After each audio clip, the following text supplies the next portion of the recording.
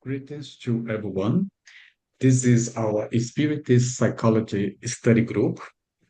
Today or tonight, we have our two guest speakers, Dr. Lionel and Dr. Kai. The topic that we're going to be talking tonight is relationship with oneself. And before I hand it over to our speakers, I'd like to introduce and read the bio of our both guests today. So Dr. Lionel Colbert trained in medicine and psychiatry in England as a Jung analyst at the C.G. Jung Institute of Chicago. He is a professor of depth psychology at Pacific Graduate Institute in Santa Barbara, California. He is the author of 7 books. He is the co-author of 4 volumes of the collected papers, Psych Stories, Death Psychology, Meditations in the Field, Psychology at the Threshold, and Jung and Aging. This is our introduction to Dr. Lionel. And our other speaker is Dr. Kai. Just going to read her bio.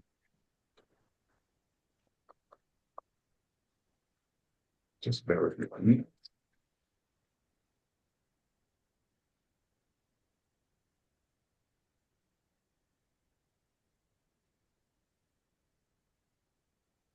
So Dr. Kai Carvalhais is a PhD psychologist, licensed clinical social worker, past life regression hypnotherapist based in the United States. She uses a Jungian and spiritual depth psychological approach in therapy. She is a co-founder of Anomalous Phenomena Group that researches and promotes studies in this area. She has written articles and done educational presentations in many areas of psychology. Dr. Kai Carvalhais has been an adjunct professor for the past 7 years. She provides supervision and mentoring for graduate students in the field of mental health. Dr. Kai Carvalhais completed her PhD in depth psychology with a specialization in integrative therapy and healing practice at Pacific Graduate Institute. Her research interests are in the areas of relationship among past lives, anomalous experiences, trauma complexes, and archetypal potentials.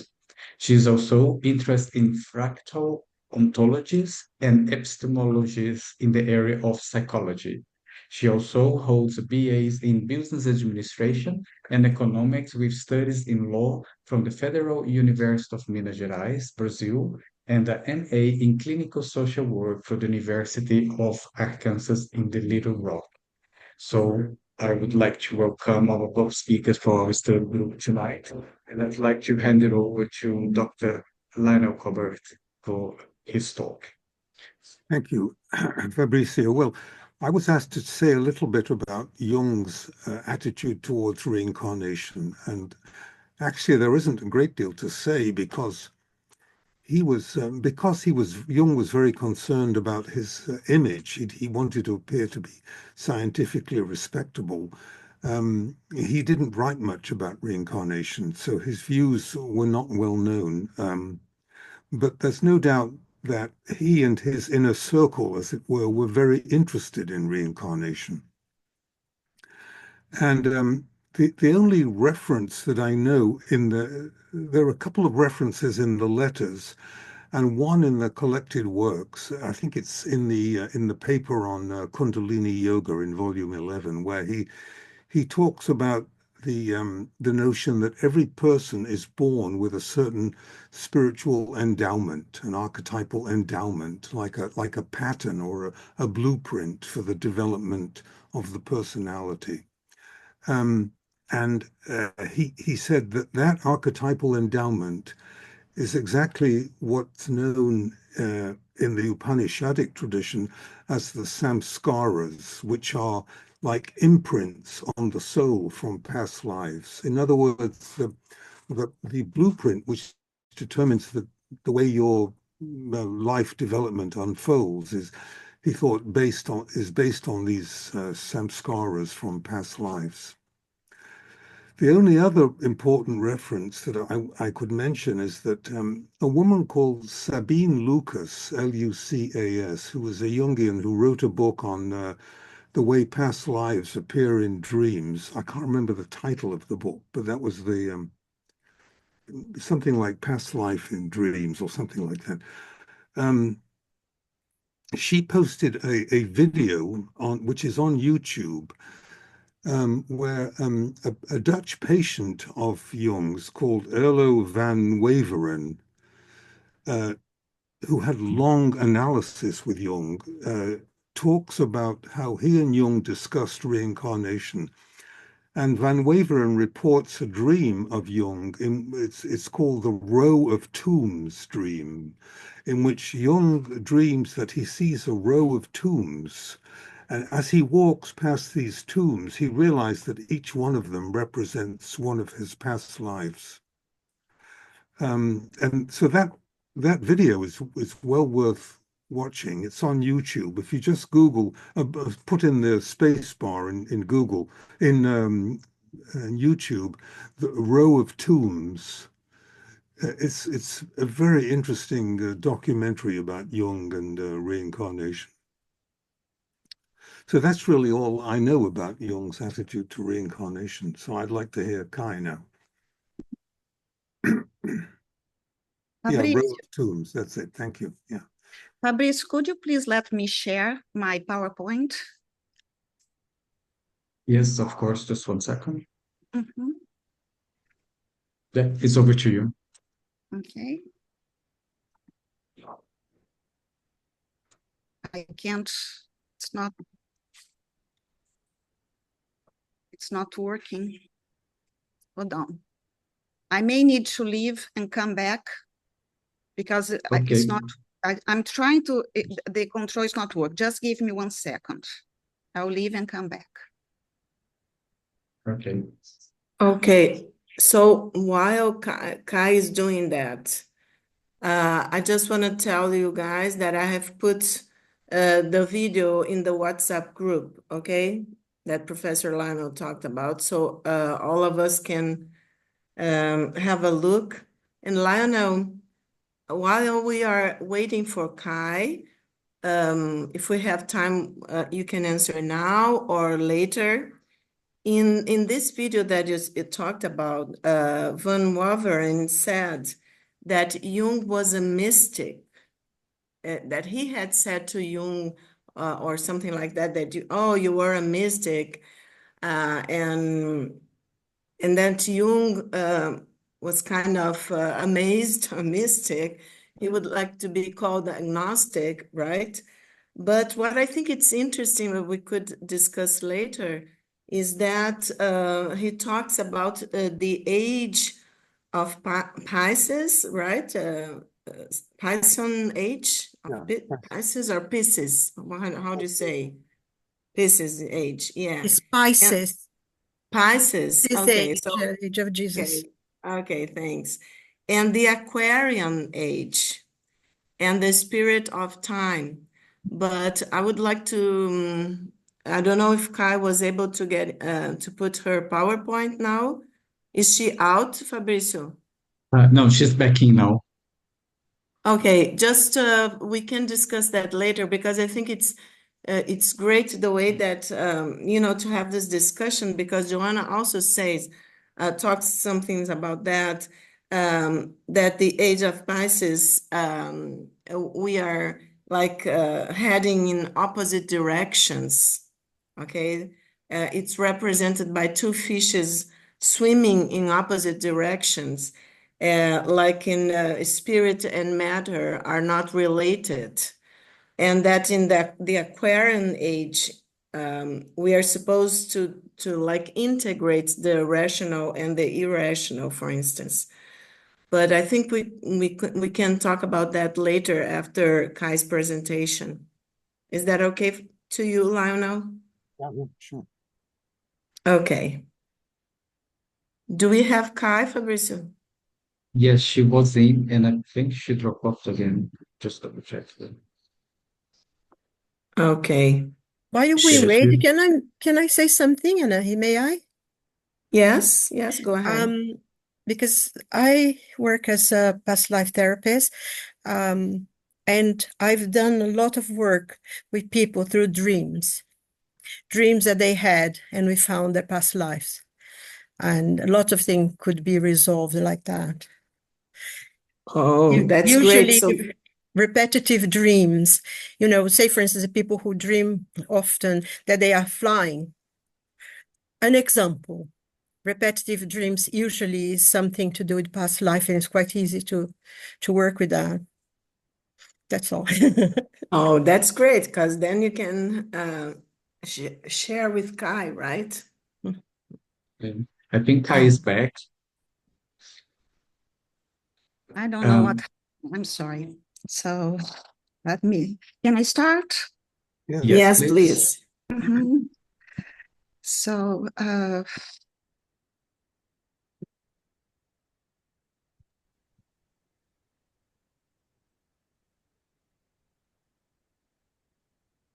okay. Yes, Yes, everybody can see it. yes, very clearly. Okay. Journey through reincarnation, the repetitive patterns in ourselves. I'm presenting this topic as a depth psychologist, a Jungian-oriented researcher, and a scholar and a writer. This presentation will, before I go there, I just want to read this beautiful quote from Voltaire. It is not more surprising to be born twice than once, right? So then let me go to my presentation. I'm presenting this presentation will be divided in 5 parts. Historical perspective of reincarnation. I'm expanding the idea of reincarnation, not just through the spiritism, but from other religions. Then I will talk about karma and past lives, trauma and complex. Then I will exemplify the topics above with some of the outcomes of my research, and I will end with a brief conclusion. Ideas of reincarnation.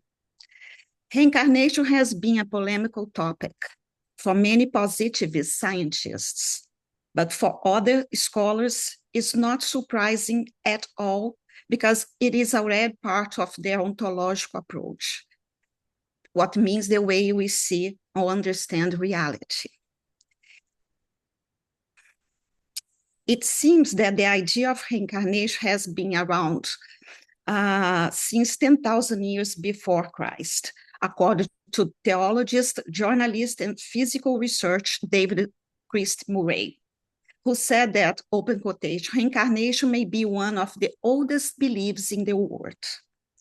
His assertion referred to corpses belonging to the New Stone Age period, buried in fetal position and found by archaeologists who justified the fetal position as based on the belief that it would facilitate rebirth after death.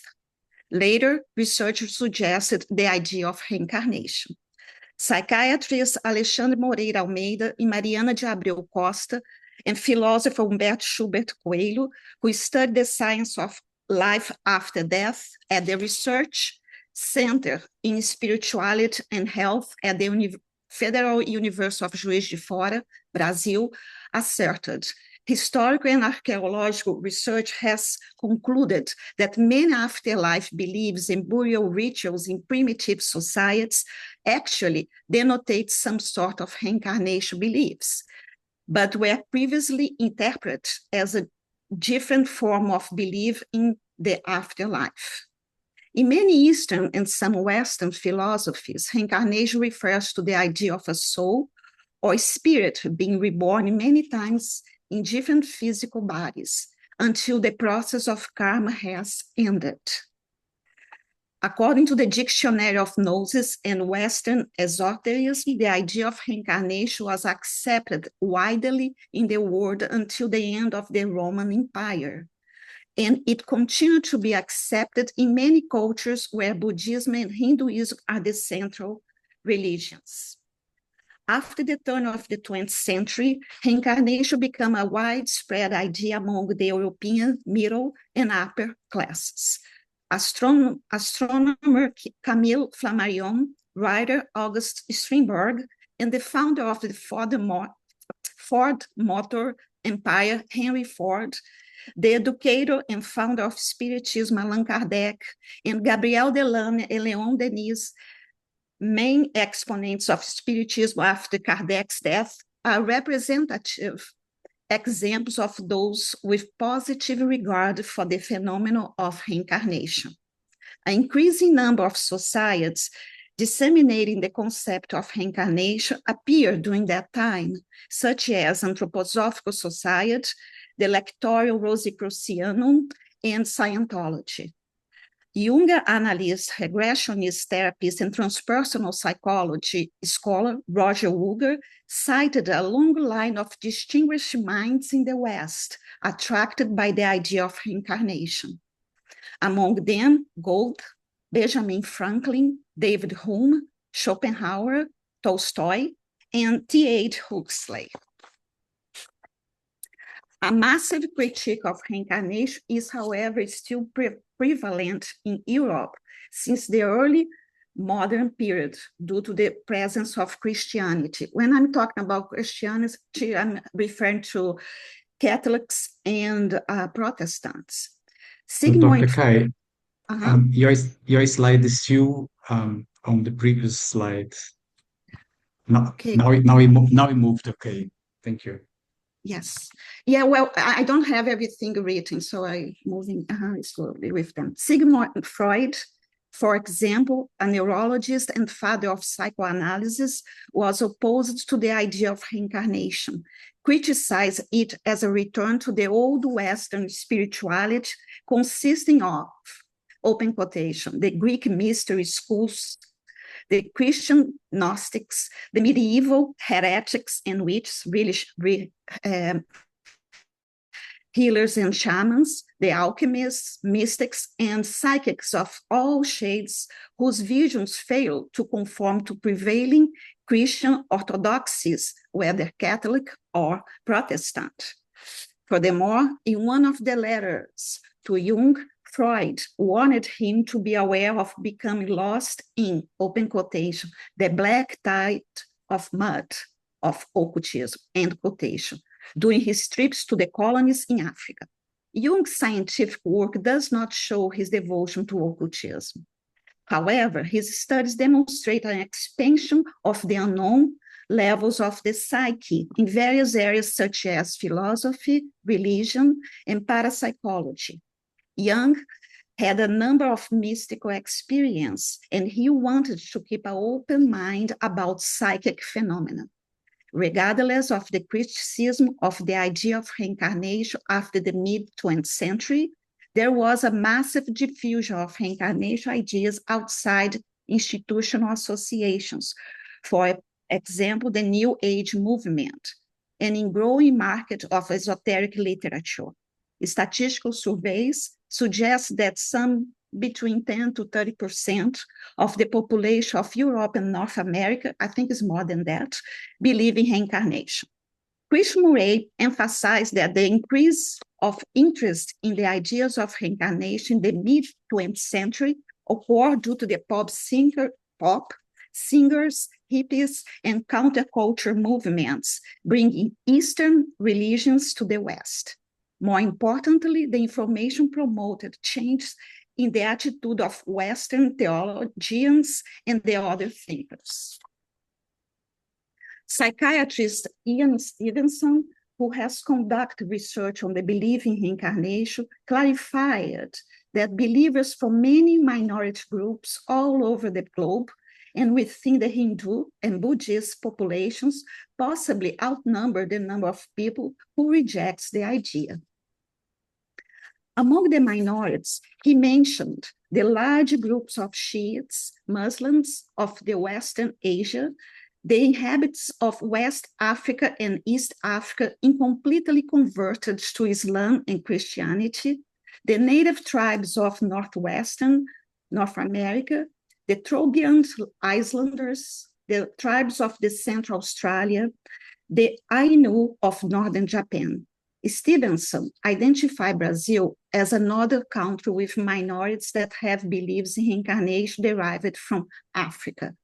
Spiritism, a Brazilian religion with more than 20 million members who profess a belief in reincarnation, is a Christian religion that originated in France with Kardec's studies of anomalous phenomena and publications of Spiritism codification books. In addition, according to social psychologist educated in Jungian analyst Ana Luisa Teixeira de Menezes, the indigenous people in Brazil following shamanism are also believers in reincarnation, and indigenous peoples in other regions of the world exhibit the same ideas as the native Brazilians. The concepts of past lives are passed in society, not just through written scriptures, but also through oral traditions. As the indigenous communities, Stevens asserted that those communities have obtained these beliefs from people in their cultures who claimed to remember previous lives. Colonizing Christians who generally imposed their religion ideas on indigenous societies deny the idea of reincarnation, which was also criticized by scientific elites and or suppressed by dominant force of many countries, thus establishing the idea of existence of one lifetime as the norm. Overall, reincarnation may not be strange to the majority of humanity, but only to some largely European ethnic groups. Moreover, German philosopher Arthur Schopenhauer, when defined Europe to an Asiatic person, remarked, "It is the part of the world completely dominated by the outrageous delusion that a man's birth is his beginning and he is created out of nothing," as cited in Stevenson, which said Stevens reflects the expansion belief in reincarnation in his time and indicates that denial or acceptance of reincarnation is at least debatable. An intended aspect of the part of this presentation is not to convince the audience of the veracity of reincarnation's ideas. And as I know here, most of us are in favor of that idea, but to demonstrate its belief by more than half of the Earth's population.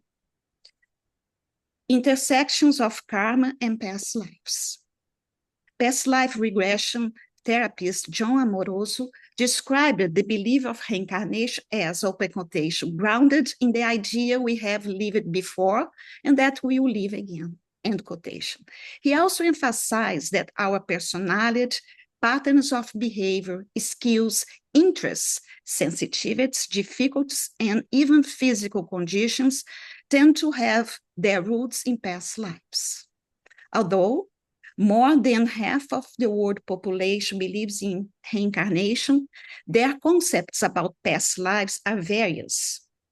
Even when those ideas are dissimilar, they have some commonalities. And one central pillar is the concept of karma, which is defined as an action that brings upon the door inevitable results, good or bad, in this or future incarnations. The doctrine of karma applies not only to individuals, but can be seen as collective regarding races, ethnic groups, nations, cities, and communities. Uger reported a common position on reincarnation and karma. The soul that rises at birth has lived many lives in numerous bodies, accumulating merit or demerit as the karmic consequence of actions previously performed. Selfishness sown in one life is reaped as a misery in another according to the universal laws of psychic cause and effect, called karma. The idea of karma is intrinsically connected with past lives, but difference in the conceptualization of karma exists. For example, The most well-known concept of karma in the world is related to Hindus and Buddhists. Emphasis on moral conduct as the greatest influence on positive or negative aspects of future lives.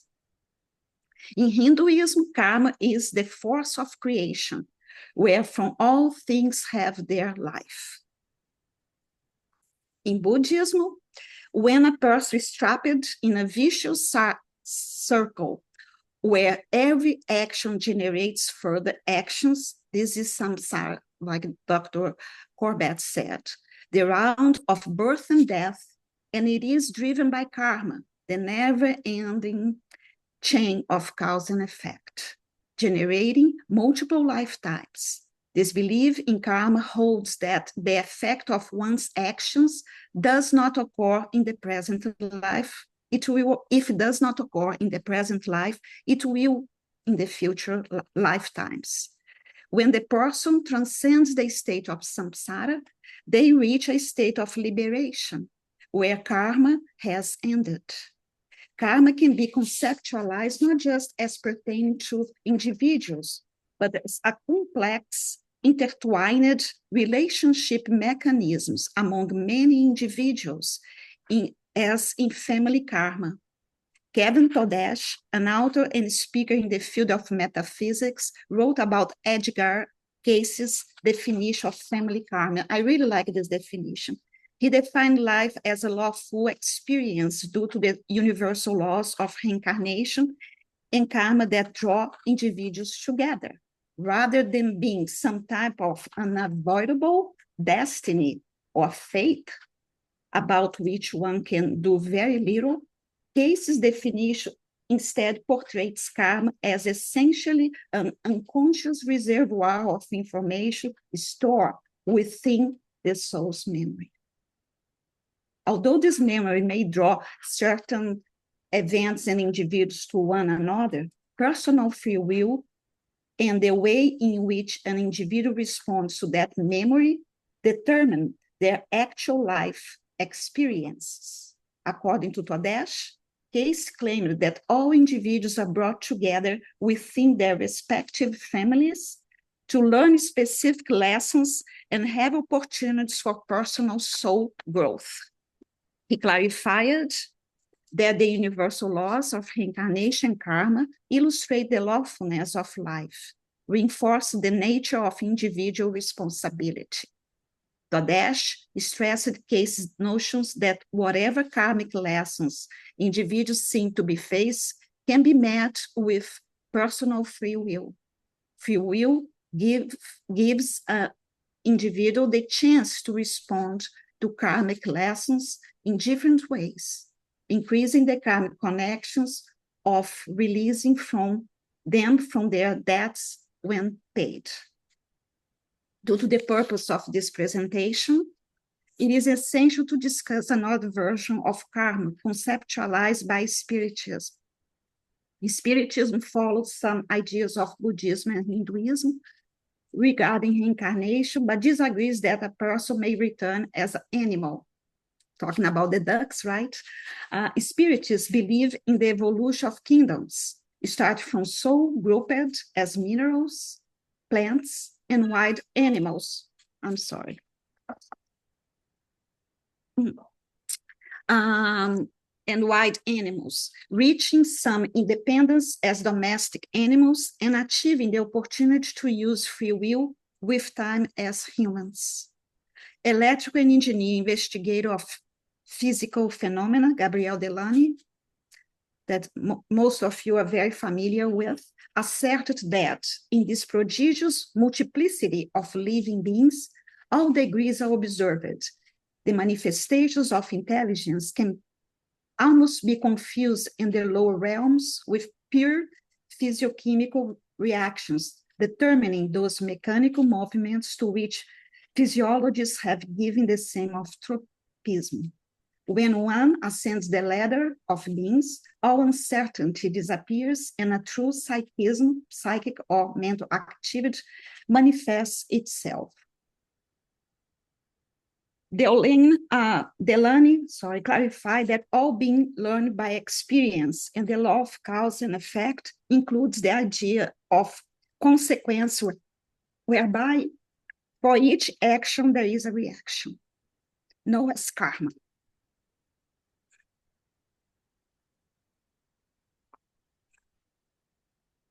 In Spiritism, karma is explained with the law of cause and effect. What you plant, you harvest, and therefore future lives will be determined by behavior in the present life. The Spiritist book by Kardec, channeled by the mediums, also explained that older souls are able to choose their future family and consequently their parents in future life, as proposed by Stevens, because they had resolved karmic debts. However, young souls follow the direction of their guides and the karmic consequence of past actions. Now we are moving to trauma and the creation of complex very briefly, and then I'll keep going in that direction. Before I start this part of the presentation, I want to describe a word that I have coined, trans-lifetime. This word refers to events experienced from one lifetime to another, from one past life to another past life. Maladaptive patterns of behavior can cause people to remain suffering during their entire lives. Some of these behaviors have their origin in traumatic situations. Psychiatrist and traumatologist Paul Valent asserted that the description of trauma may be difficult to articulate clearly because it is usually an experience felt through the body and not verbally expressed. As psychiatrist Bessel van der Kolk observed in his book, The Body Keeps the Score, the imprints of traumatic experience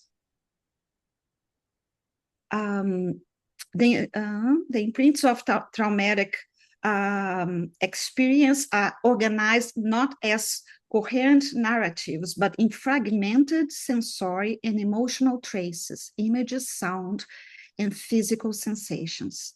Trauma is a pervasive illness that usually does not go away unless some work, usually in therapy, is done.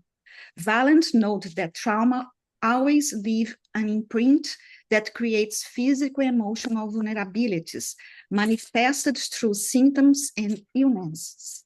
According to Jung, the emotional imprints left by trauma create complex. He claimed that complex are in fact splinter psyches. He wrote, the etiology of the orange is frequently a so-called trauma, emotional shock of some such thing that splits off a bit of the psyche. Certainly, one of the commonest causes is a moral conflict, which ultimately derives from the apparent impossibility of affirming the whole of one's nature. Jung added that a complex must be taken seriously because it's real, something unpleasant that causes pain and requires psychological attention to understand. He described complex as autonomous and specified that they make up the structure of the unconscious psyche, personal unconscious. Therefore, as objects of inner experience, are not to be met in the street and in public place. It's very private, right?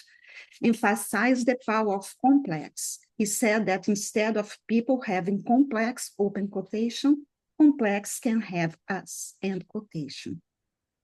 According to Stein, Jung described complex as being made of associated images and frozen memories of traumatic moments that are buried in the unconscious and not readily available for retrieval by the ego.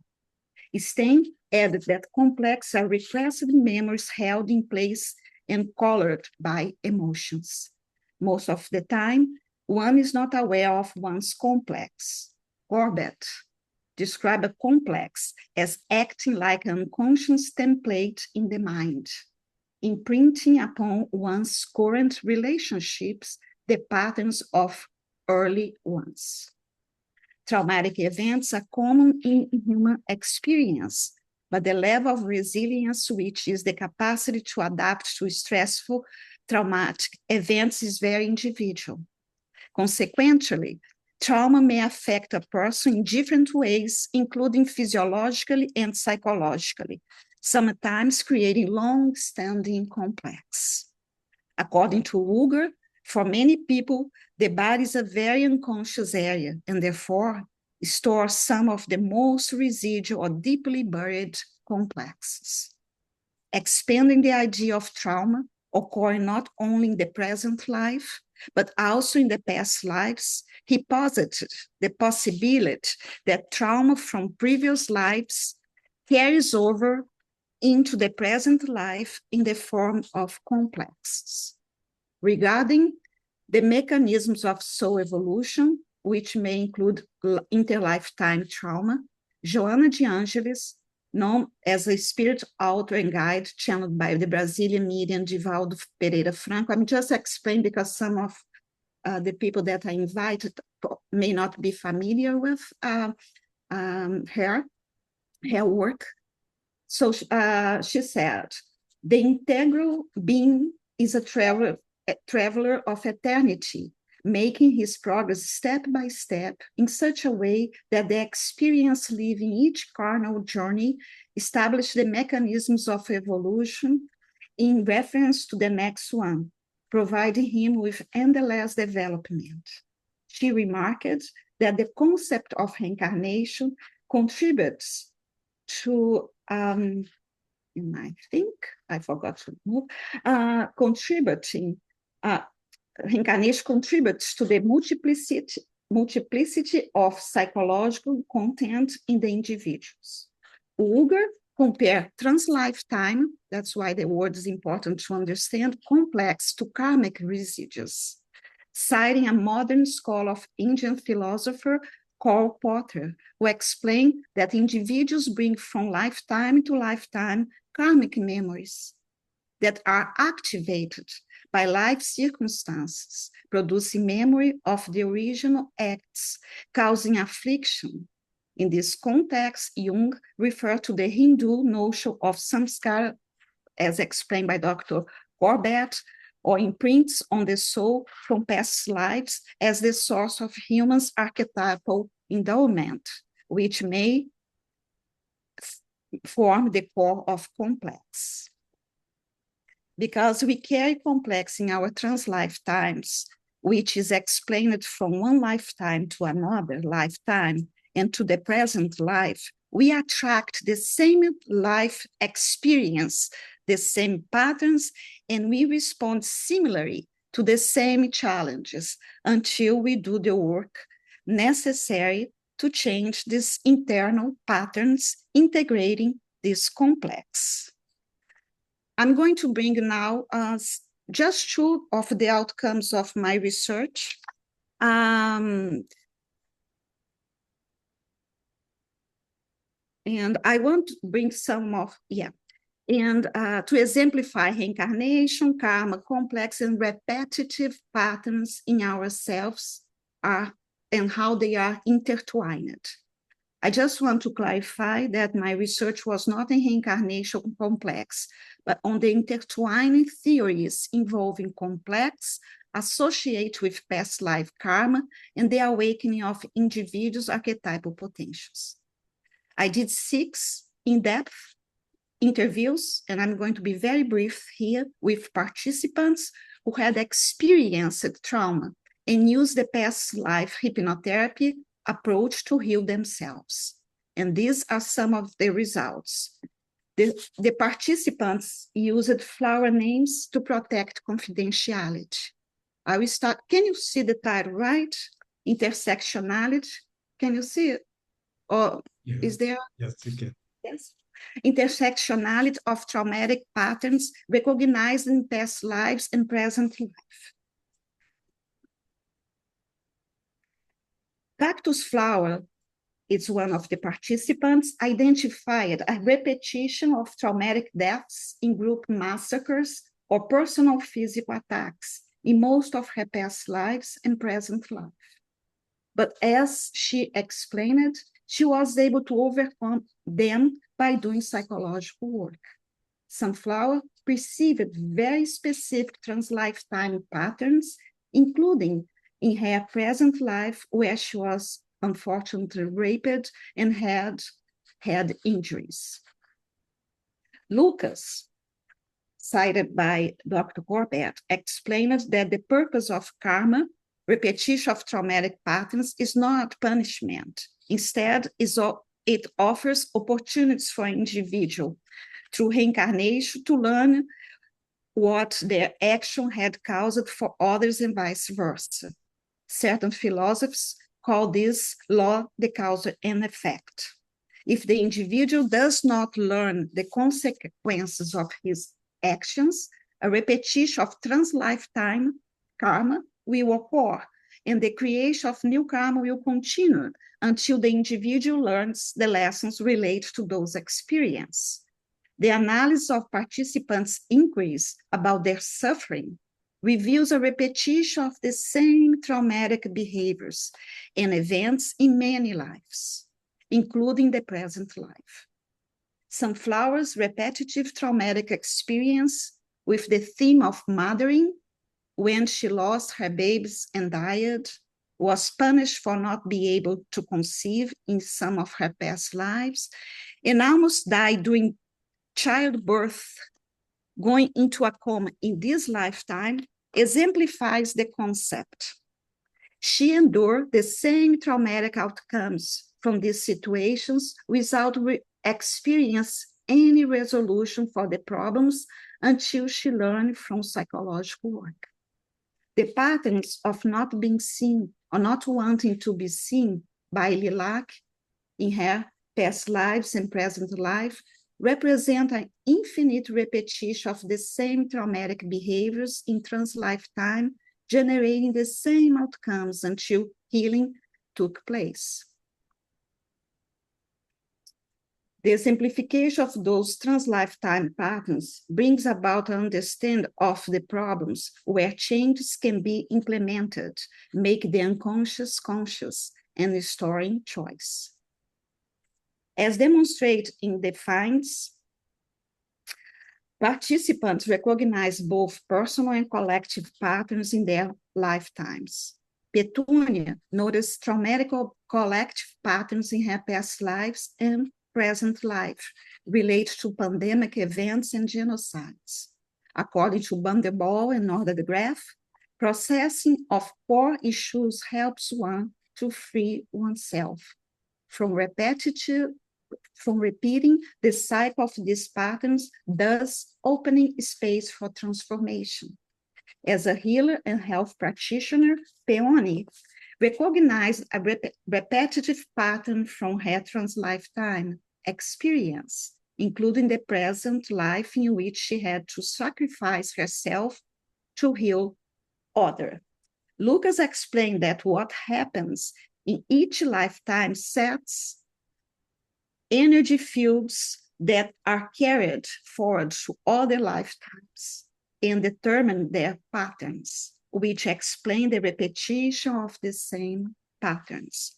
Lily found notably significant patterns of sexual abuse in her trans-lifetime experience and their connections with the physiological and psychological symptoms that she experienced in this lifetime.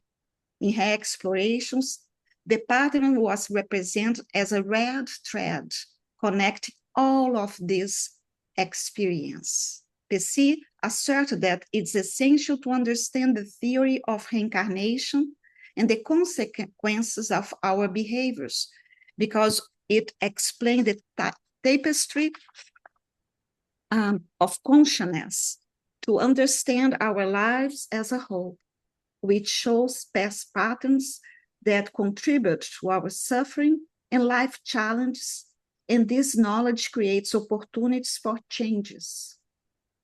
Karmic patterns continue to happen until one reaches the understanding of them and takes steps to recognize the patterns and does the psychological work necessary to change them.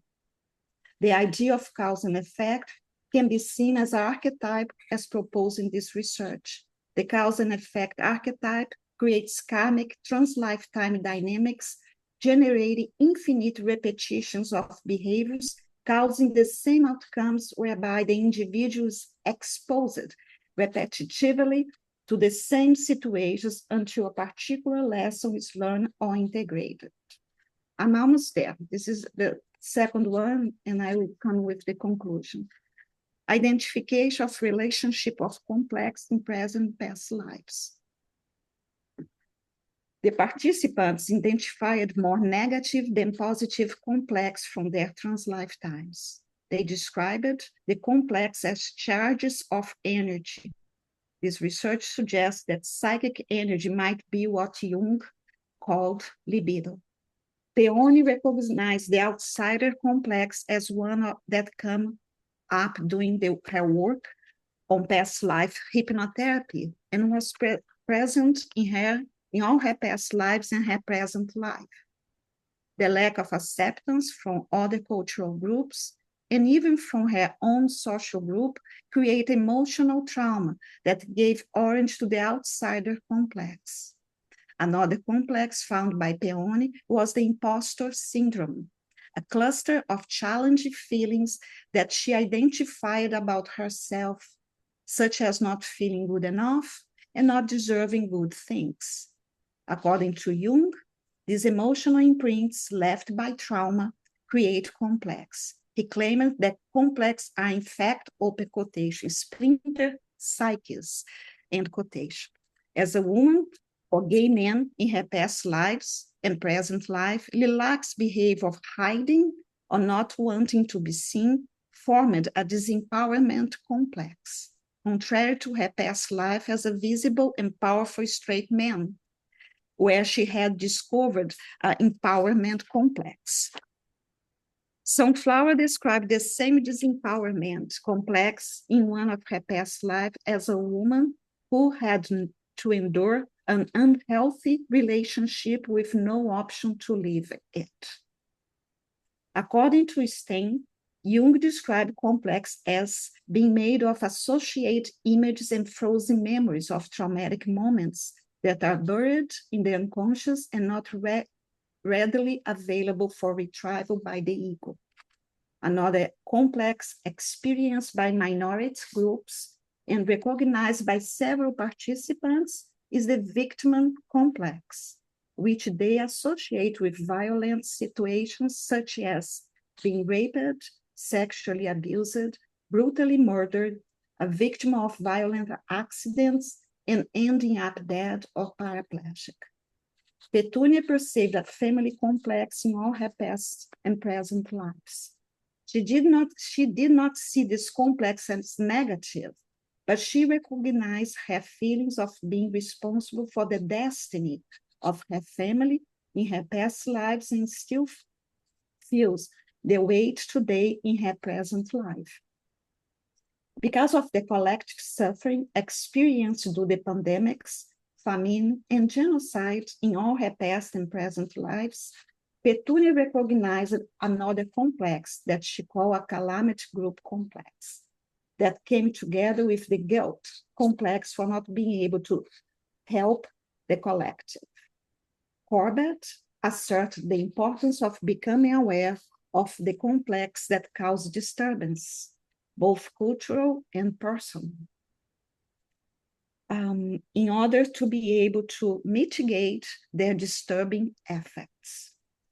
Lack of safety and distrust of others are two complex recognized by Cactus Flower in her past and present lives due to traumatic experience of being assaulted and murdered in collective genocides.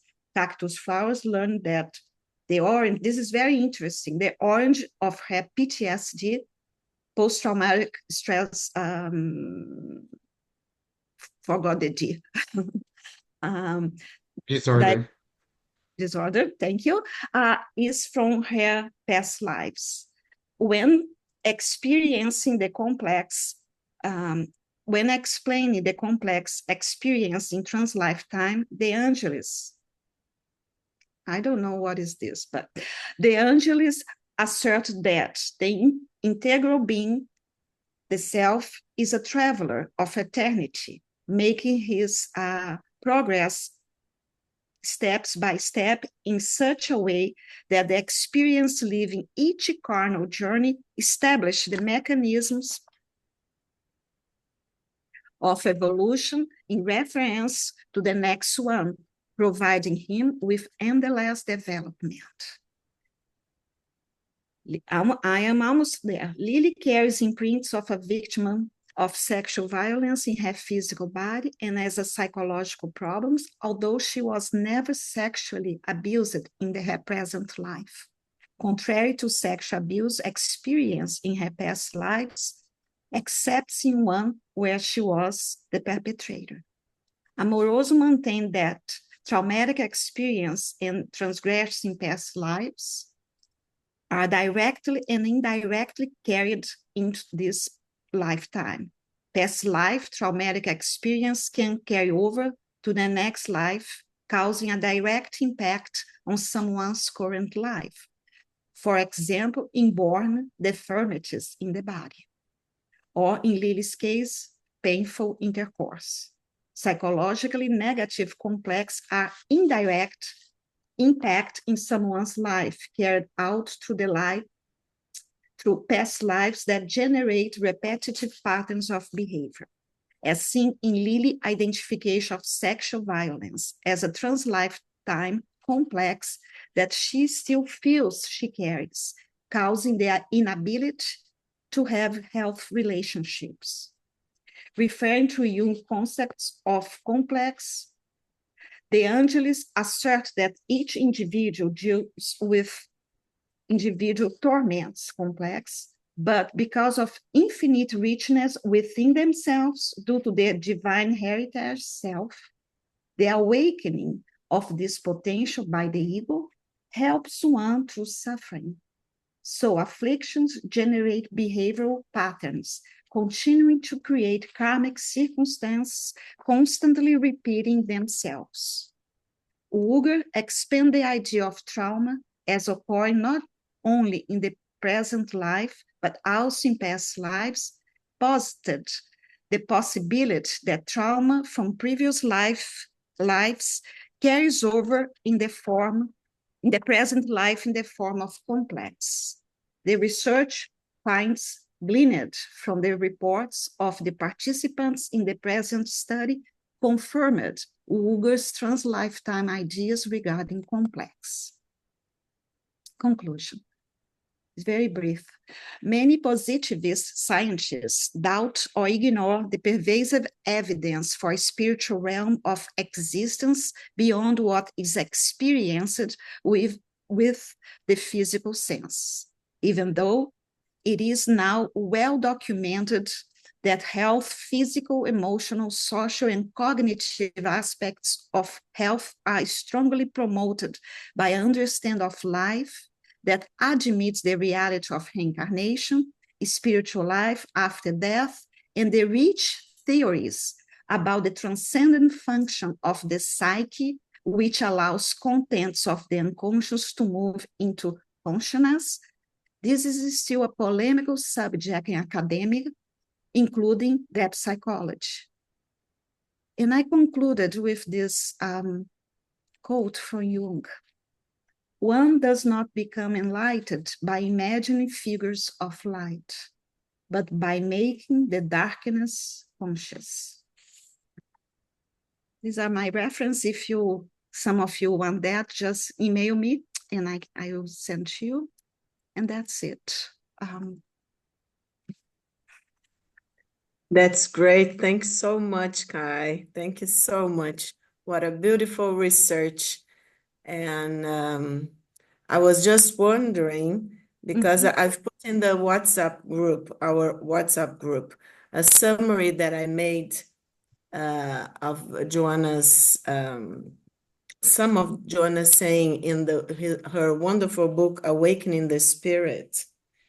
And of course, you cited Joanna in some of your work, but I thought Joanna was with Kaya and Lionel because this book of it's her book, Awakening the Spirit, is in the year 2000. And you see, 24 years later, let's say your work was presented last year, right, Kai? So 23 years later, you were talking, so much stuff that she said in some of her work. For instance, this wonderful book, Awakening of the Spirit. But so there are so many things to comment. I sent to you to your email, Lionel, the summary, if you would like to. But I think everyone here is in the WhatsApp group and has access to the summary, okay? And so since Kai has cited Joanna, and before we pass on to Lionel, for that question, so we can think all together about the Pisces. Now I got it right, Sylvia? Pisces age and the Aquarian age, right? Because I think that's so important nowadays that we are in this apocalyptic age. We have talked about that some meetings ago. With a lot of things happening. So why are so many, so many shadows coming to light, as in this beautiful sentence that I love that Jung says. But Kai and Lionel and everyone, because I know that Sylvia also wants to share with us her thoughts. She's also a past life therapist. So in this summary that I've sent to you, Awakening the Spirit. So, and she talks about that in all her, 24, I can't remember, Fabrizio, how many books, but 18, I think, Joanna's 18, Joanna's books. Yeah, 18. So she talks, of course, yeah. So she talks a lot about that. But in his book, Awakening of the Spirit is the 10th, okay, in the line. And look at that, Kai. I was listening to you and say, check, check, check, everything that Joanna was saying because in the summary, because the summaries, I put the first sentence, like, I read it to you guys, okay? For there to be expressive and healthy joy in mature psychological behavior, self-encounter becomes essential. All achievements of the intellect and even of the feeling that are not integrated into the cosmos of the spiritual being. I know you talk about fractals, that I think it's wonderful, yeah, in your... so I was just wondering to think with all of you why Joanna says all achievements of the intellect and even of feeling that are not integrated into the cosmos of the spiritual being. This expression, the cosmos of the spiritual being, because I started reading Joanna, and then I realized that if you read in a very quick way, okay, sometimes you are not going to grasp all the image. She brings these images that I think we should dive in when we are reading Joanna, I have never seen this, to integrate our achievements in the cosmos of the spiritual being. So I immediately connected with your research, Kai. When the healing happens to the person, of course, we know you talked about the transcendent function. So we know as therapists and analysts that we have to bring the unconscious stuff to consciousness, right? In the more integrated way that we are able to. But if we put together the spiritual knowledge that Spiritism and Joanna brings, we are talking about something else here in a healing that it's so profound that maybe we haven't realized yet. I think you did, and people like Sylvia that work with past life therapists or are already in contact with this kind of issue, because it's not only an integration in a sense of our ego with the personal unconscious, because we know that the complexes, of course, they have an archetype center, right, Lionel? But of course, our complexes are in our personal, in a sense. Freud also talks about that. So in our personal unconscious, but going deeper, that's Jung contribution, means going in what Lionel calls the transpersonal dimension of the psyche. So we are talking in a very deep way in the unconscious, and the spiritist knowledge brings the connection between mind, spirit, and matter, because then it brings the spirit to the equation. Okay, saying, and then Joanna says, everybody knows that are listening to our meetings, that for her the spirit, the self, capital S, Jung's self, is in a certain way our spirit. Okay, brings the knowledge of our spiritual being. So there is an integration that would go beyond only the ego and the depths of the psyche, but we would achieve the cosmos of our spiritual being. I would love to hear you and Lionel talk about that. There's a lot of stuff in the summary, but I think in this discussion, we should use Joanna just to think together and go deeper. What, in your opinion and Lionel's opinion, Joanna would mean, what did she mean integrating all our achievements intellectually and emotionally into the cosmos of our spiritual being? That's a question for you and Lionel. I don't know if who wants to bring on ideas first. Lionel, maybe you go ahead. An example of an intellectual achievement that's integrated into our spirituality. Because she talks, Lionel, about, that our emotions, feelings, of course, we know that, are, as Kai said, about our complexes, okay? So and also Kai was talking and referring to cause and effect archetype. I think it's wonderful to talk about in this way about cause and effect as an archetype. So of course they promote behaviors, right? And behaviors have consequences. So I think to what she's trying to say, I'll just give you she talks about the unconscious commands the conscious self through this is Joanna saying, through very well elaborated automatisms throughout the social anthropological journey, remaining more in the area of repetitive primary instinct that lucid, well-defined rationality. But when she talks about rationality, she's saying bring into consciousness and think about it, okay?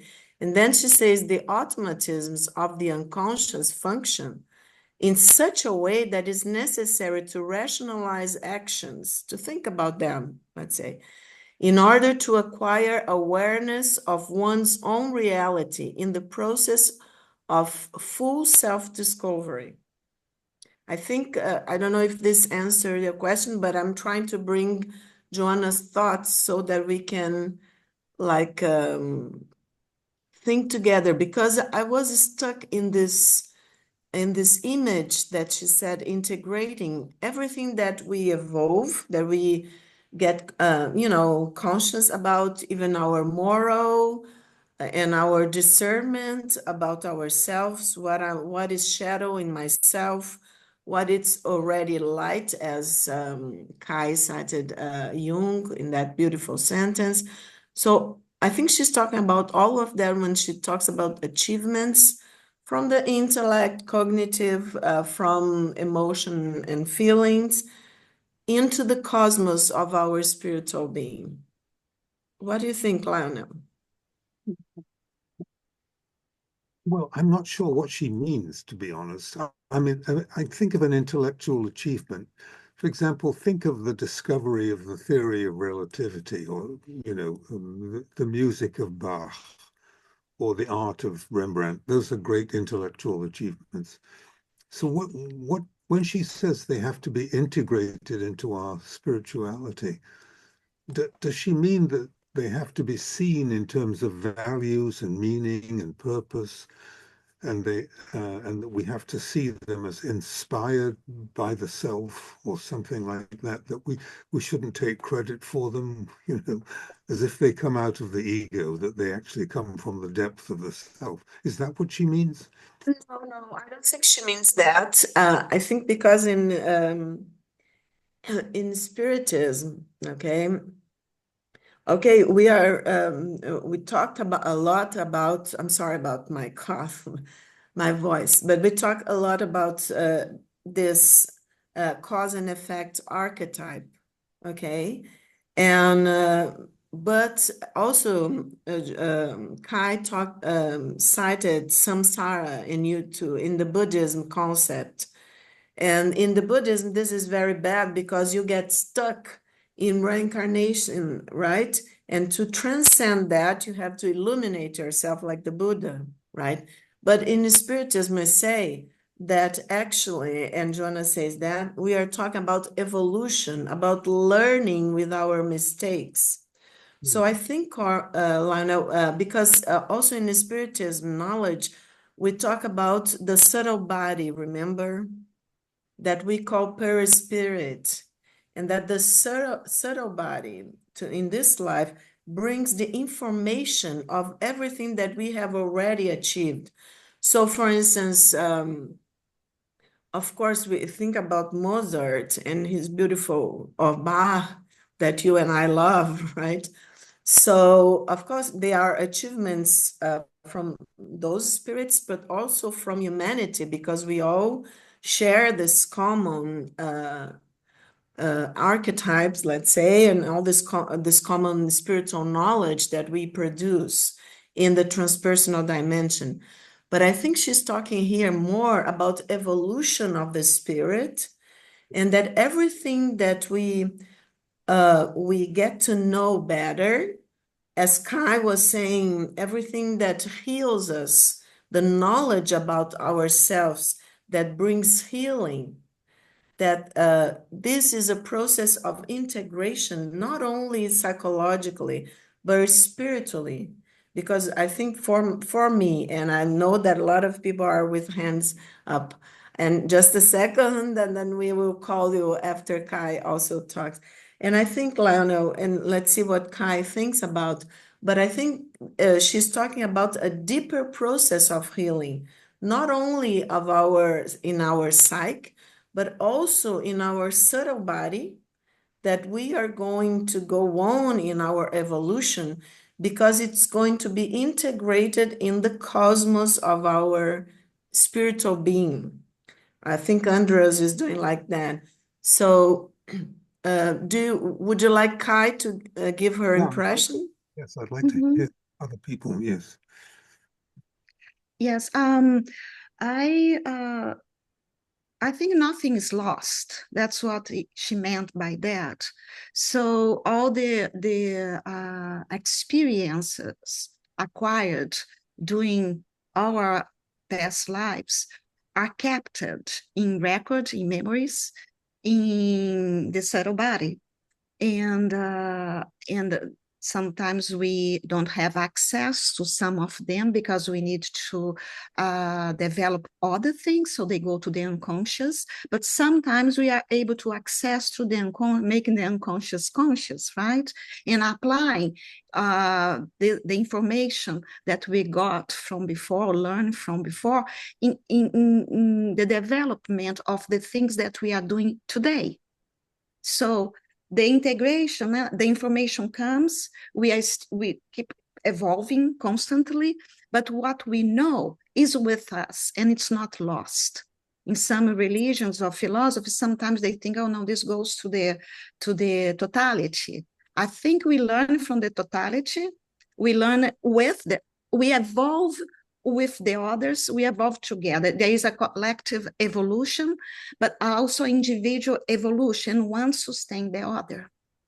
And I think that's what she's talking about, the integrative process of going to your inner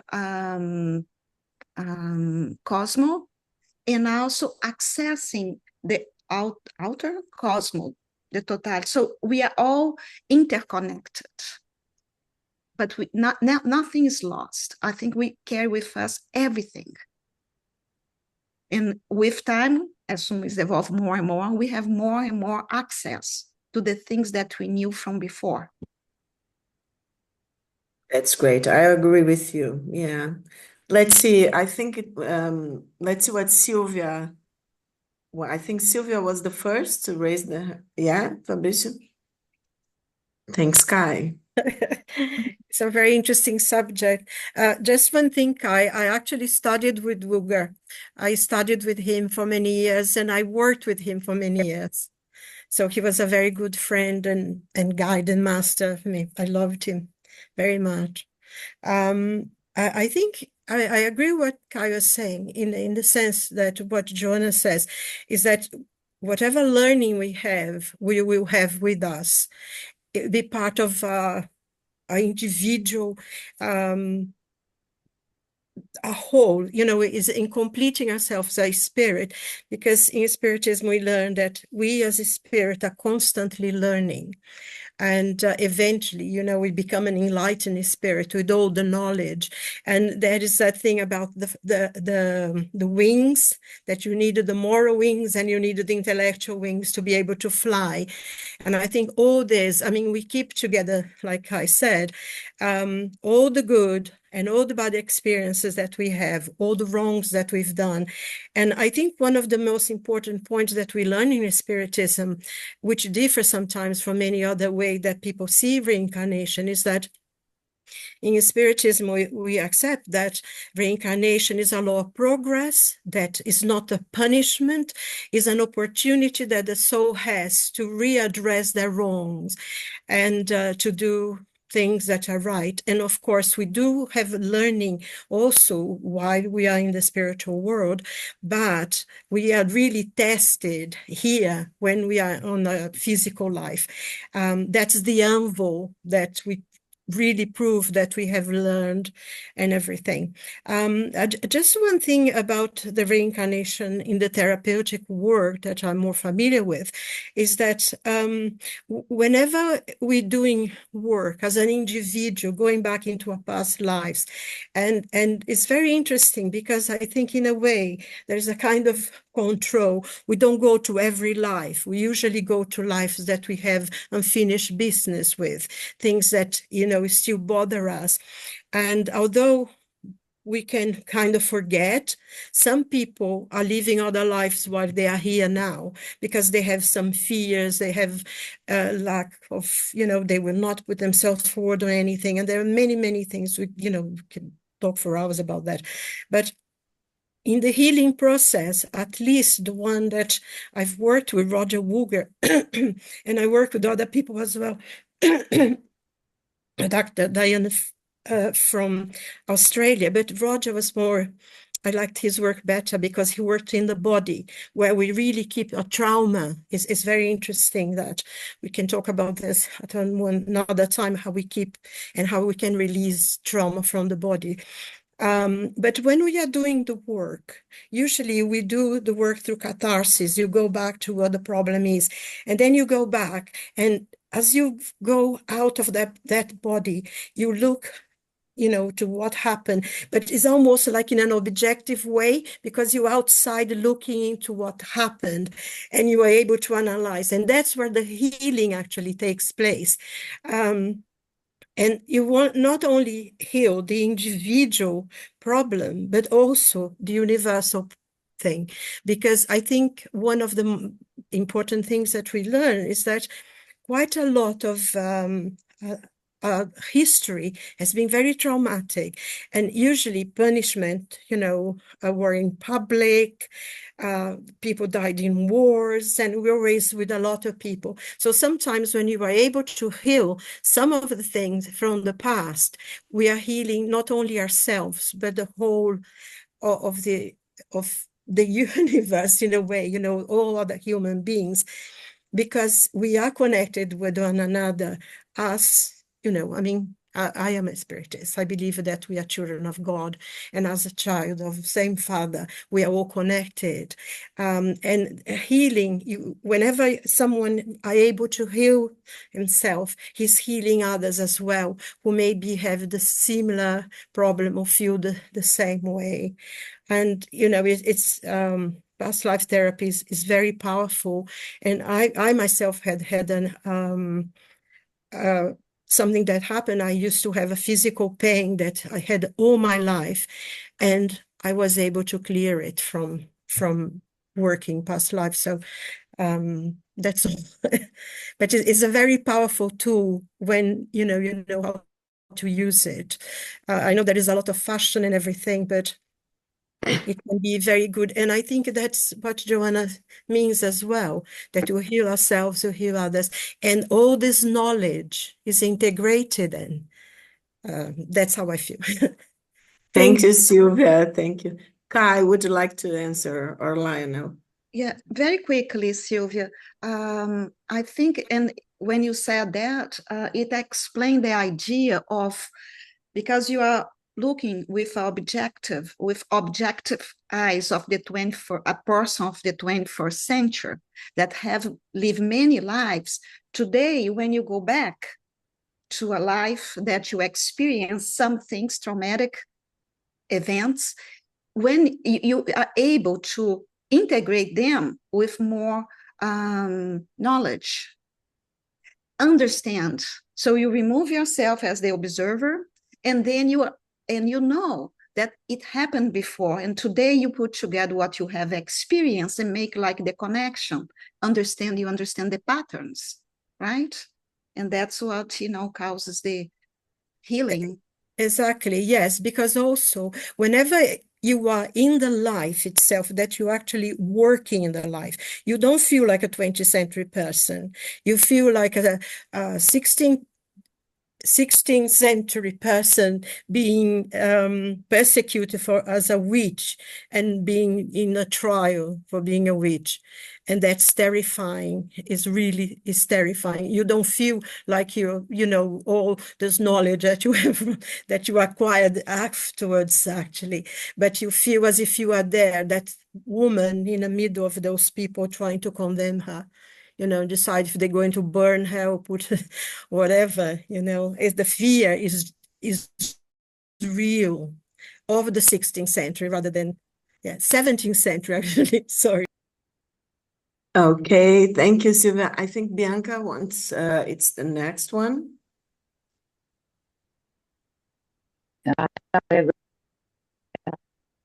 So that the inspiration, what it's Bianca, you're Yeah. breaking up. Or just wait a moment. Maybe if your internet is unstable, maybe just close your camera and see if it gets better. Um, Okay, try now. now, now you can hear me. Yes, we can hear you. No,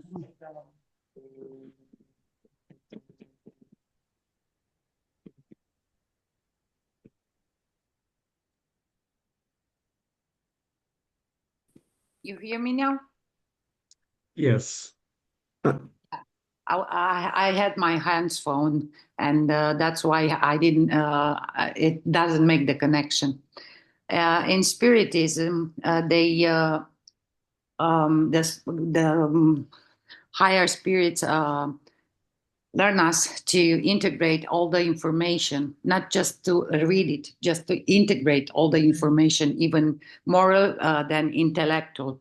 And maybe that's why, uh, and that's how we can leave apart the automatic things that we are doing, and we become better.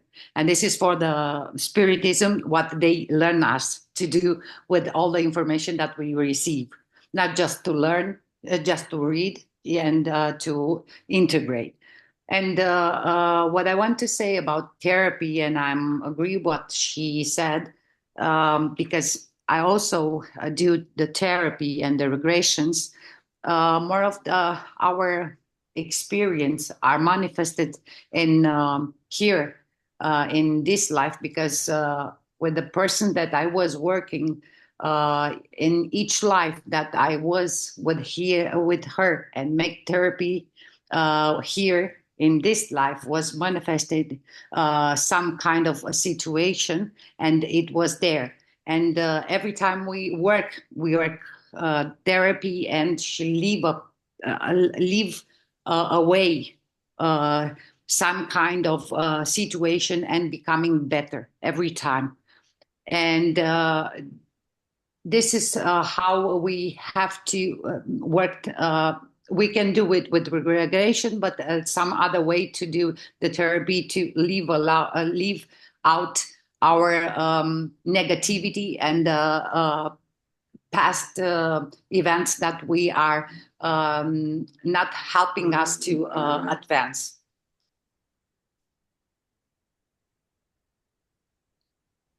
This is what I wanted to say. Okay, thank you. Thank you, Bianca. So it's not a question, it was a comment, right? It is.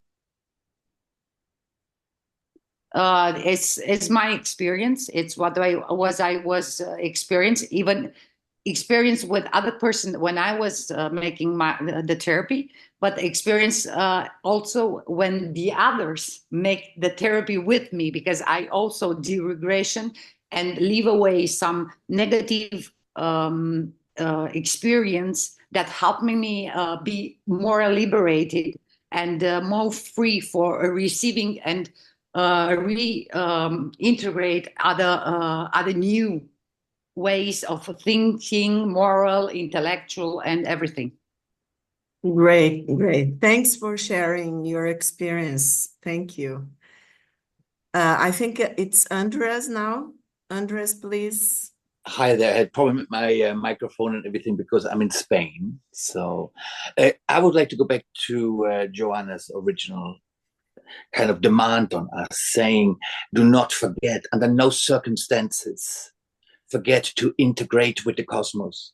And I understand that very well, because this is the work I'm doing with most of the people. And it is really about self-empowerment. And it's all about the aha moment when it happens. It is not to fix or heal something. You need, because we are soldiers, we are field workers, we won the lottery, being born in this body. We are a part of something much bigger, which is ourselves, the higher self. We report at all times back to our higher self. At night when we dream, sometimes through the day, all experiences are perfect. The universe is perfect. God is perfect. None of what we experience, it's a mistake. We just see it as a mistake, so we don't have to take responsibilities. And we blame others, so we can't grow. So it's easier, isn't it? So as a collectiveness, we blame the government. We have chosen from doing wars and genocides and making us starve or not. But on the end of the day, we need to report that back to our higher self. And this is what she talks about, cosmos. We need to re-send it back. Yes, of course, everything is stored in our pure spirit, but this is not happening before we die. So we can still do a lot of repairs while we are talking now with our higher self.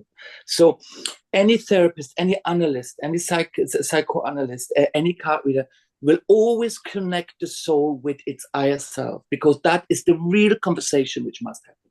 The rest, it's meaningless.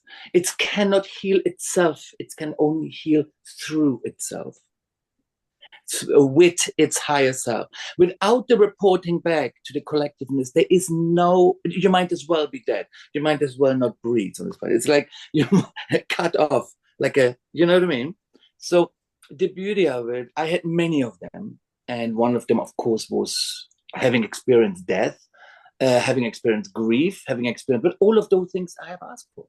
But I came out of them damaged nevertheless, and the recovery was on the physical body more than on the psychological body at the beginning stages, later on the psychological body, and it's still on the mental body. But I remember I came out of it when I had an aha moment. The moment I acknowledged and shared it and took it as a gift, it was over. It's so easy. And then I said, oh my God, it's so easy. Why didn't nobody told me that 5 years ago? Like, hypothetically, you know, everything what we're going through, we choose to go through this. And this is so hard to believe. The moment we choose to understand that we are the culprit, the moment we connect with the higher self and say, I have an aha moment, I get it, it's over. Within a second. But be careful what we wish for or what we wish away, because don't forget, it's a little bit like a Coca-Cola machine, you know, the vending machine. If you put another pound in, and a new bottle arrives, you know. So sometimes it's good to live things out for a while and have the full experience, because we have more than one life. And we will have endless of lives. So don't have too many karmic things in one life, because we will be worn out. That's what I say. I say, example, you know what? I would really like to have a break right now. I like to be sitting on the beach, because I've been going through hell the last 5 years. Look, I got it. I had to do it. I negotiate with my higher self. And now I'm asking, a little break, a little bit. So I left a little bit of a psychological damage behind. So I said, okay, I'm still working with this. And my higher self says, look, Andreas down there is not really finished yet. And like, okay, I'm not giving you that. Thank you very much. Call back after Christmas. So I'm making it a bit funny, but it is like that. I promise. When I work with my clients, when I work with my people, I make it really funny. It isn't heavy. It's really just part of life. Yes, we can make it as difficult and as hard and as suicidal as we want. It's all part of the experience. But we're talking about Joanna. Joanna says, you know, don't forget to connect to the cosmos. You need to send it home. It's no point putting your headphones on, walking down here and having your solo experience and not sending it back home. So this is what's important. Thank you, Andreas. So now that you have said that, I think we should ask Lionel to comment. Because Yes, remember in the beginning that I have made the question about the Pisces age and the Aquarian's age. So Lionel, can you wrap up everything? It's kind of If a I can, lot. I know. you want me to say something about the move from Pisces to Aquarius? Is that what you have? Yeah. Yes. Yes, I'm Yeah, sorry. I'm not quite sure how this is connected to reincarnation, but it's like the karma of the whole planet. The age of Pisces is basically the Christian era.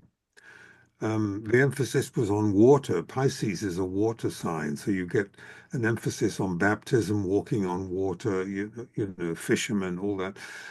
And then the move to the age of Aquarius, nobody's quite sure when it takes place. It may be happening now, or it may have already started 100 years ago. Nobody's quite sure.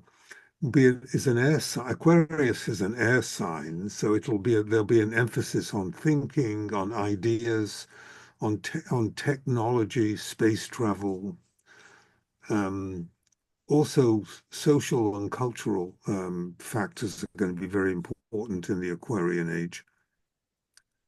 I don't know what more I can say about it, to be honest. No, I think it's great because I think a lot of people maybe are not. I think everybody's familiar with the names, but not what they mean, you know. And Andrew was talking about this part of that we have all been talking about, this part of giving back to the cosmos in a sense. And I think you mean, right, Andres, that about when we are like as one in the transpersonal dimension of the psyche, Yeah. when the can we talk, Lana, about a collective self, like Edinger calls? Do you agree with that? The A collective. collective self, like Mm. the self, capital S. Yeah, but the self is the same in all of us. Is that what he means by the collective self? Yeah, but remember in his book, what's the name of the book? The Transformation of the God Image, Edinger talks about a collective self as, and I think he means this, what Andros is talking in the end of the day, right? Andros, that we all as one, because we see ourselves as separate beings. Yes. Right? But in the end of the day, I think that you mean in the spiritual dimension, we have also this knowledge that we, not, I don't know if we say would say function as one, but that we share all of our experiences because this They move like water, yes. yeah, yeah, Our consciousness moves like one large cosmos, like one large yeah, within this fish which moves around. But if you take a little, okay, bottle of water, all right, one bottle of water, and you take a glass, and that's your higher self, and you put a bit of here. That higher self stays up here, and that's been sent to the earth, and it says send it back. But this, which is up there, it's separated within a vessel, but it's still collective of something bigger. Yeah, Lionel talks about this one in his wonderful book, the Psyche and the Sacred, right, Lionel? About us being like fishes in the ocean. Yeah. For instance, or waves of this ocean. You're talking at a non-dual level where we're all connected, where we're really not separate. At that level, there are no others really. Yes. Yeah, could we say, Lionel, that this change from the Pisces age to the Aquarian age, that it's they talk about that in the YouTube video that you cited. It's like it's kind of talking about also another step in our evolution of consciousness. Could we say that? What do you think? Yeah, I think so, because Aquarius is an air sign which has to do with the mind. So I think there will be an emphasis on the intellect. The last one was... Sorry. I think that it is basically the intellect, spirituality, humanitarian ideals, peace. And it's interesting because I think it goes with what Spiritism teachings, that we are changing from a world of atonement into a lot of regeneration. So I think it's been going on now, you know, maybe even from the ideas of the French philosophers, the Illuminists. It's a slow process. Humanity is changing. And I think we see now, you know, what Spiritism teaches, that a lot of people will be reincarnated because they have the last opportunity to reincarnate here, and then they will reincarnate in lower planets because those will go. And I think goes also with what Jung says, that humanity doesn't grow as a whole, but to be individuals, and the strength of their unconscious will lead others to follow them, isn't it? So I think we are in this process. Aquarius, you know, is peace, is health, is intellectual unity, and it's a lovely time. I know a bit about it because I'm an Aquarius, so I always read about it. People, I think Lindalva has her hands up, right? Do we have time, Fabricio? I'm totally lost in time. Yeah. Sorry, Andres, would you like to comment before we? Yeah, we're more connected to the South than ever before, and the South is connected to the higher self, to the cosmos. So we're more seeing ourselves alive, and we're waking up. That means we're waking others up. We're waking up. We're waking ourselves up as finally as a collectiveness. So before we were driven by materialism, the outside. Now we're more from the inside. So we now finally realize, humanity realizes that everything on the outside, it's what reflects how we are from the inside. And means Aquarius to me, nothing else and nothing more. So we finally realize that the outside world is not dominating the internal, but the other way around, that we are the manifestors, and that is the age of Aquarius. Thank you, Lindalva. Thank you, Andres. I have to excuse Bye now. myself. I'm sorry. I have to. You have to leave? Okay. Thank you so much. Thank you. Thank you Bye, so much.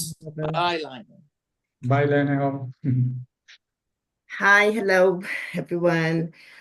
Oh, it's been so great today. Thank you so much, Kai. Your presentation was absolutely amazing. One of the things that caught my attention is the exposition to the same situations as reincarnations, you know. And also, it was mentioned that until we learn the lessons. Could you give an example, Anahi, of how do we know we are learning these lessons? Because I know that a lot of us have the opportunity to get therapy, but a lot of us don't.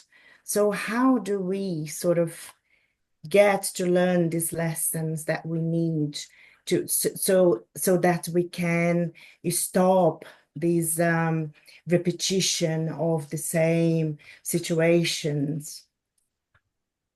Okay, so I will answer by Joanna, okay? Because we are here to also get to know, and we are here talking about her psychology and the way that she put everything together, Jungian adapts concepts to spiritism knowledge.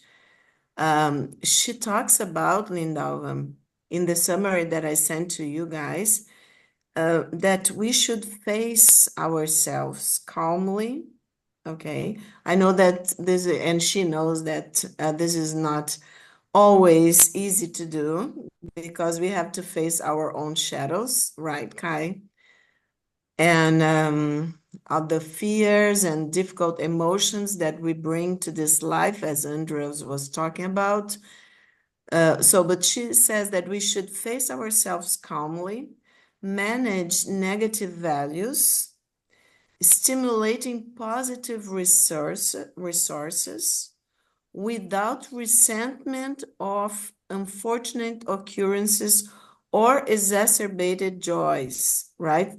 So if we pay attention what the mentor is saying, what this beautiful life teacher is saying, she said she's talking about, and we are talking about in this course about self-discovery, right, Fabrizio? So that we have the ability, we can do that. Of course, we look for help, for therapists, for analysts, and and we should do that when we feel that we need. But Joanna says that we have, as individual, we have this ability to calmly manage, look at ourselves and manage negative values, and also stimulate our positive resources. She talks a lot about creative imagination. It's not exactly the same technique as Jung, but she talks about that. She talks about meditation, prayers, because when we alter our state of consciousness when we are meditating or prayer, for instance. And then we are doing that. Of course, everybody that has tried to meditate knows that in the beginning, a lot of, junk, you could say, a lot of negative emotions or thoughts come in our minds. But as Andres was saying, I like this idea of clouds, just letting them go, just letting them pass by.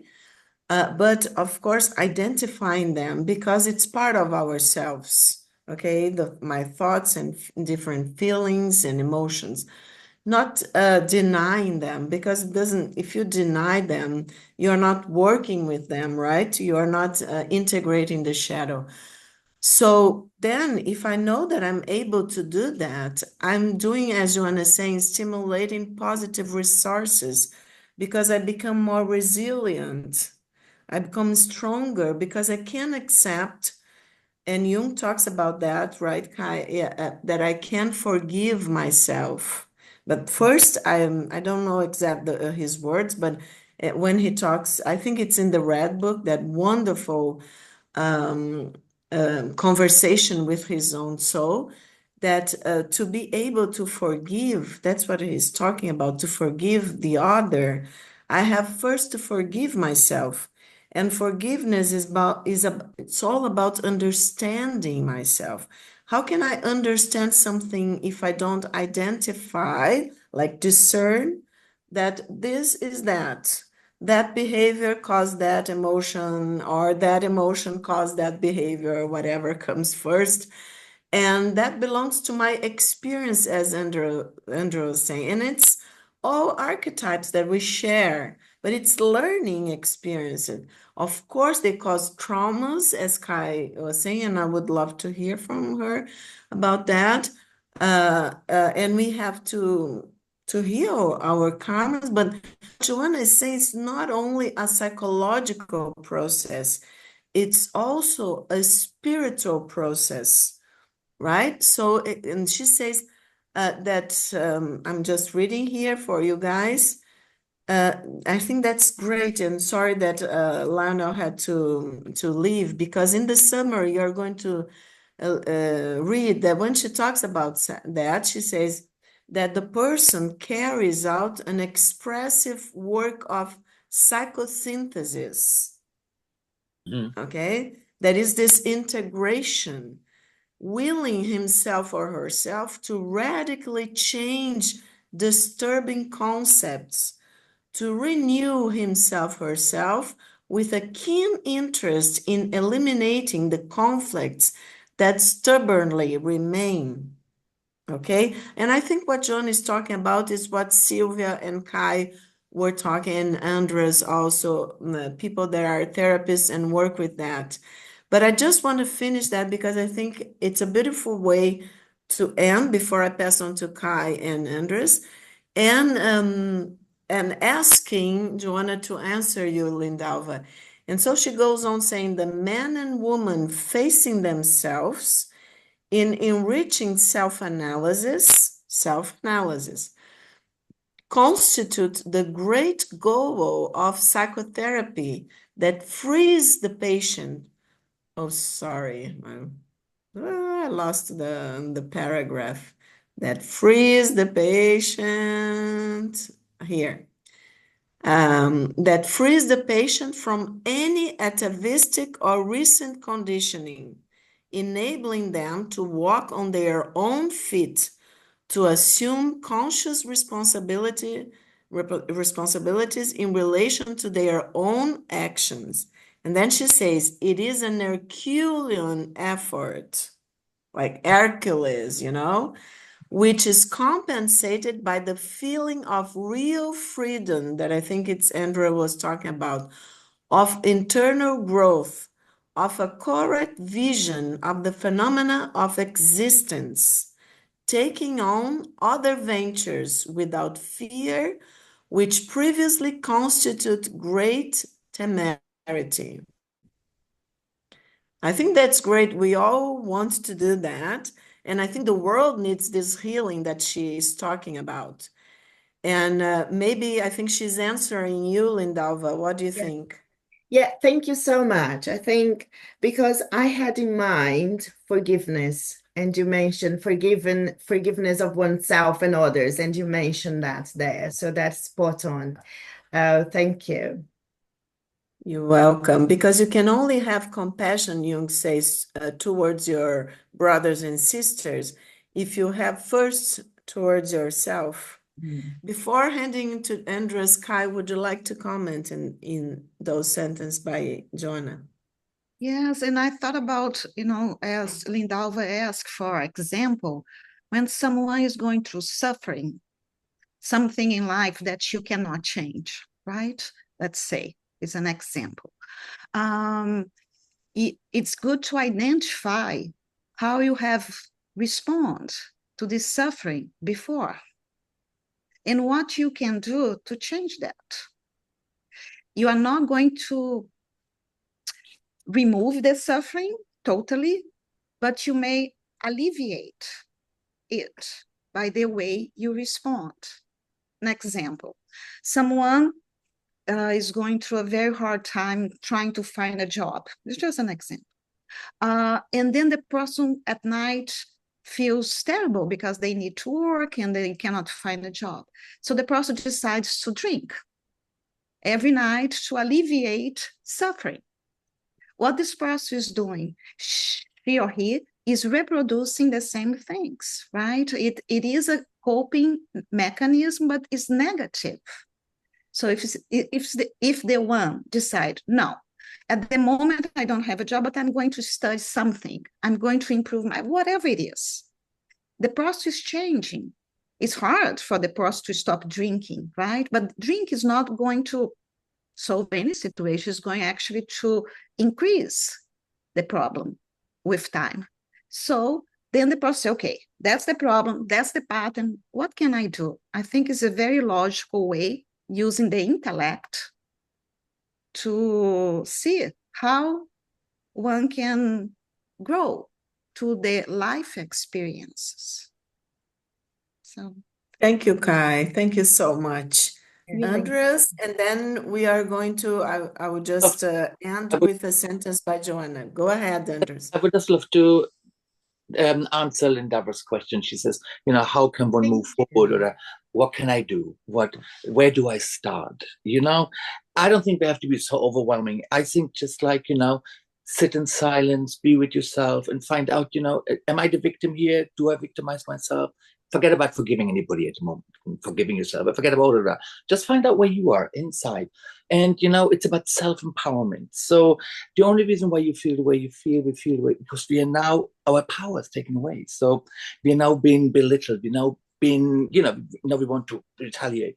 So what we have to understand is that we have called this into our life. That's really difficult, but it works.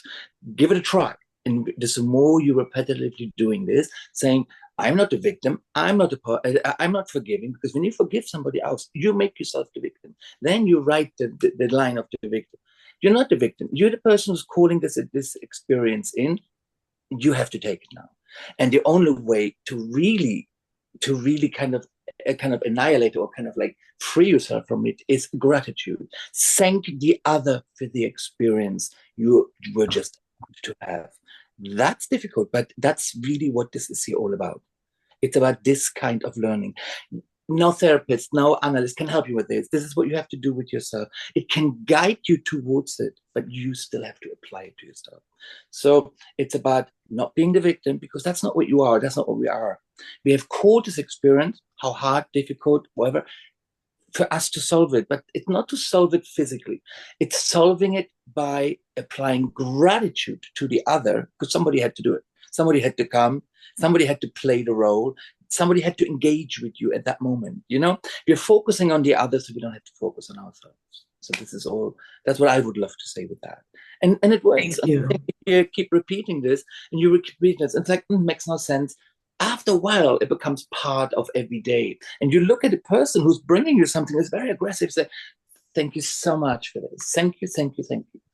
And when that comes really innately within you, you walk around. It's like somebody turned the lights on, Thank you so much, everyone. That's been really, really great. Thank you. So we are just finishing with one beautiful Joanna sentence. The human being is destined for the stars, self-illuminating with the splendor of wisdom, love, and knowledge in order to achieve the goal for which he or she was created, perfection. This is not a religious fantasy or a false premise with an illusory character, which the Son of Reality would immediately dispel, but of a right that is granted by existential fatality itself.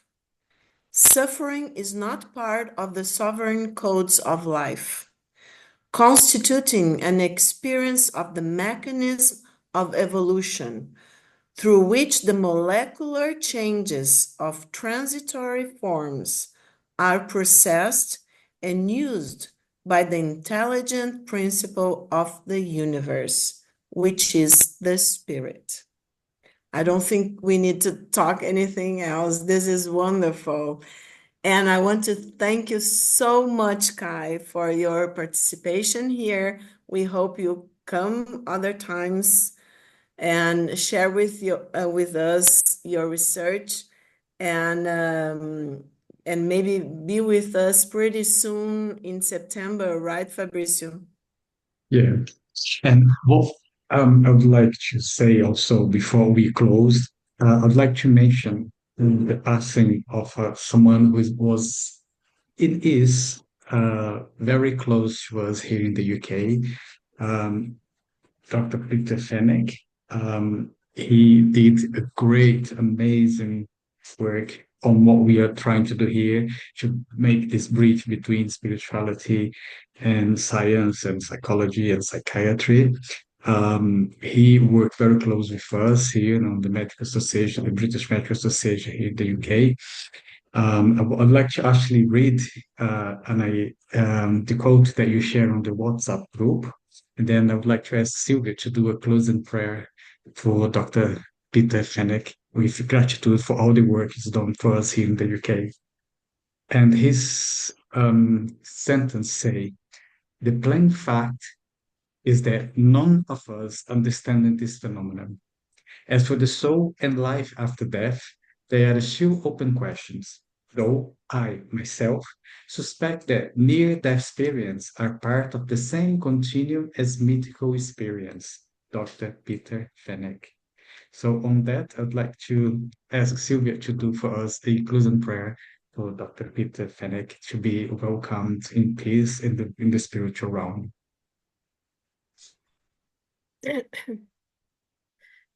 So as we come to the conclusion of our meeting today, there was so much learning, so much to meditate, and all the information that we received, and the wise words from Joanna. May that we be grateful for this opportunity that we have to be together, united, learning for the benefit of our spirit and the whole humanity. We are grateful for all those opportunities that we have for learning more, so that we can really find the compass of our lives, and that we may always head north with security and love. As we are united here in this moment of learning, of friendship, we think of a beloved friend and mentor, Dr. Peter Fenech, who has returned to the spiritual world on Friday morning. May, dear Lord, that he finds peace and the grace that he talked about, that he told people, and that he helped so many people in their transitions to the spiritual world with his knowledge and his kindness and his love. And we are sure that he have received the same grace from all those he helped before. We thank that we had his presence in our lives, his learning, and everything, that he always was so kind and loving towards us, teaching us, helping us, guiding us in establishing the medical association, the Spiritist Medical Association, to take medicine to a higher level. And he worked all his life towards that goal, and he taught others to do the same. So there are many now following his example, and he has left us to continue the work. We think of his beloved wife, Elizabeth, which is a lovely person, and his children, grandchildren, and his friends. May they be sustained at this moment of loss and be granted peace and understanding. And we know they are at peace because of the work that he has left us. So as we close this moment, sending him our thoughts of love and grateful thanks, and ask our benefactors, our beloved Master Jesus, and our beloved Joanna de Angelis, to bless each and every one of us as we go through life. May that we make our lives worthy of all the knowledge that we have received. May your peace be in our hearts today and forevermore.